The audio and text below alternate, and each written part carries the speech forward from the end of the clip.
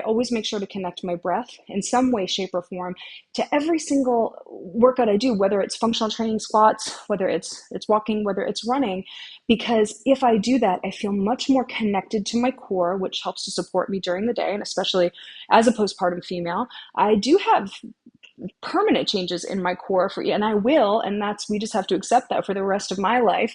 And those collagen and elastin changes in the skin, and also the muscles that were stressed over the 9 months of pregnancy. And so I know that I need to pay special attention to engaging and to strengthening those deep core muscles in conjunction with all of my movements. I feel better also because I'm just going to feel more calm after, because when you control your breathing in conjunction with that movement, again, we're sending signals to the brain to slow the heart rate, to decrease the blood pressure.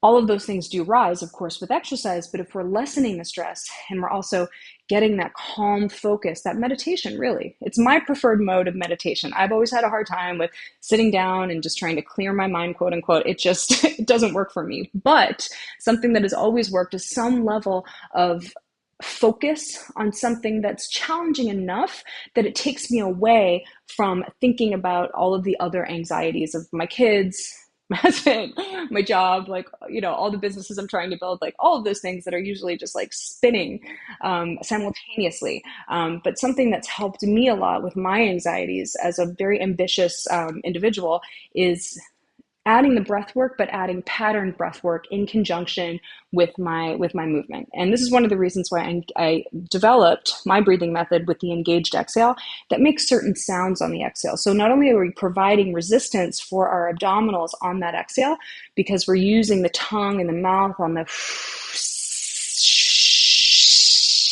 see, I get a lot more activation of those obliques when I shush, like an angry librarian, with force.